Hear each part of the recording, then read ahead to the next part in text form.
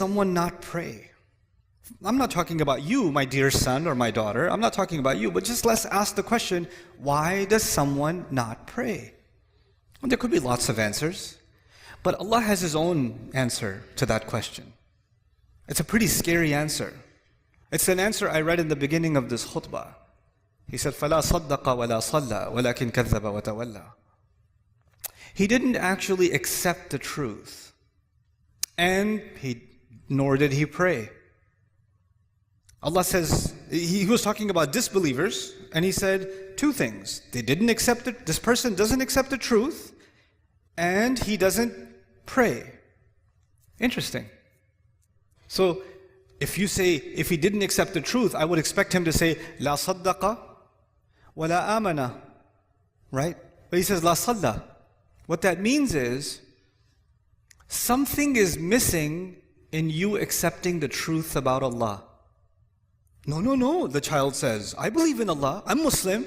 Yeah, you're Muslim here, you're Muslim in your head, but this truth isn't just for your head, this truth is also for your heart. Something is, you're not feeling how true this is yet. You're not feeling how serious this is yet. You don't realize what it is. Sometimes you know something, but you don't think about it. It's true. You know something, you don't think about it. And so, because that's missing, that's why it becomes easy for me to miss prayer sometimes and you to miss prayer sometimes.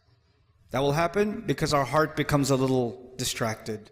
And that truth of this deen, the truth of who Allah is, that truth goes in a shelf in the back of our mind and we get distracted and don't think about it. That's what Allah is saying. So, Allah doesn't need you to pray. And even if you prayed because I'm telling you to, what are you going to do? I'm praying for, how are you going to make the intention? I'm praying 4 rak'ah because my dad won't get off my case. Allahu Akbar. Allah even told us, the Prophet told us, actions have no value unless they have the right intentions. إِنَّمَا الْأَعْمَالُ بِالنِّيَّاتِ. Actions have no, so even if you did this action, but your intention was, I'm annoying, that's your intention, then it benefits me in no way and it will benefit you in no way. The only one that can benefit from your actual sincere prayer is you. Now, okay, fine.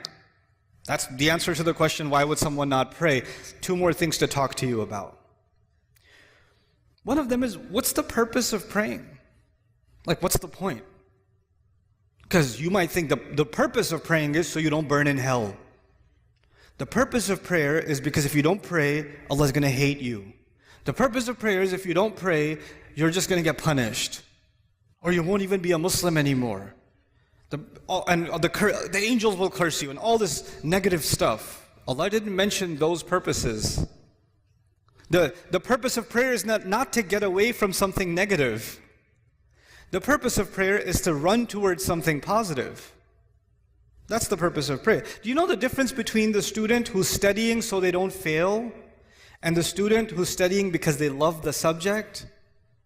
One student is studying because of something positive. The other student is studying because they're trying to escape something negative. An employee who loves their work and an employee who just doesn't want to get fired. They're doing the same exact job, but one of them is so happy, so filled with joy, and one of them is so depressed and so miserable. Why? Because one of them is doing this to escape something negative, and the other one is doing it to go towards something positive. Allah in the Quran, when He told me about the prayer and why we should pray, what's the point of the prayer? He said, He told Musa alayhi salam this when he met him. He said, أَقِمِ الصَّلَاةَ لِذِكْرِ. Is make sure you maintain the prayer so that you can remember me. Maintain the prayer so you can remember me. I told you already, my relationship with you is very limited. But your relationship with Allah started a long time before you even came in this world. And your relationship will continue with Him a long time after you even leave this world. And that relationship is worth remembering because every good thing that comes to you comes from that relationship. Some good things come because I'm your dad. Some good things, but all the good things that come to you only come to you because of that relationship. So if you want all the positive things to stay in your life, you must remember where all of the khair comes from. all of the ni'mah comes from, all of the rizq comes from, all of the guidance comes from.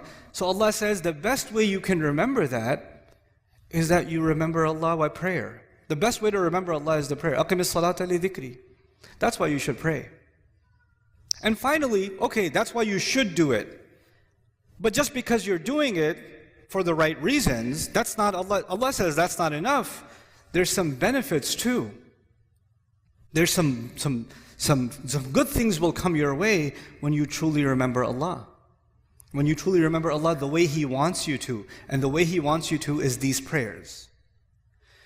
If you can do this, Allah says, إِنَّ الصَّلَاةَ تَنْهَى عَنِ الْفَحْشَاءِ وَالْمُنْكَرِ. And even in this ayah, وَلَذِكْرُ اللَّهِ أَكْبَرُ. He says prayer has the benefit of stopping you from falling into things that are indecent. Because indecency is all around you, and I, son, cannot stop you from being exposed to it. Indecency is on your device, indecency is at your school, indecency is among your friends, indecency is at an Eid party when you're going to a corner talking to your friends. Indecency will be everywhere. And every time you go towards indecency, your heart will get damaged. And Allah says, if you can maintain this prayer, it will prevent you from falling into indecency.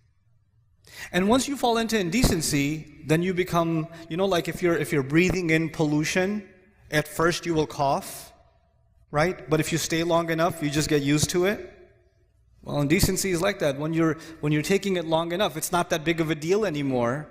You don't feel like protecting yourself from it anymore because your immune system has gotten corrupt, right? And then you're ready for even more toxic behavior, even worse things, wal munkar, even worse things that you can do. And this prayer will stop you from going down a negative path in your life.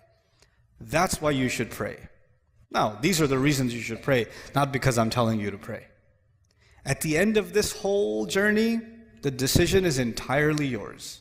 Because Allah might take me tomorrow. Allah might take me a year from now. And that relationship you and I have, even if we lived 100 years, we can't live longer than that. There's a time where this is going to end. But that relationship, if you really want to respect and honor that relationship, pray. That would be my advice to you.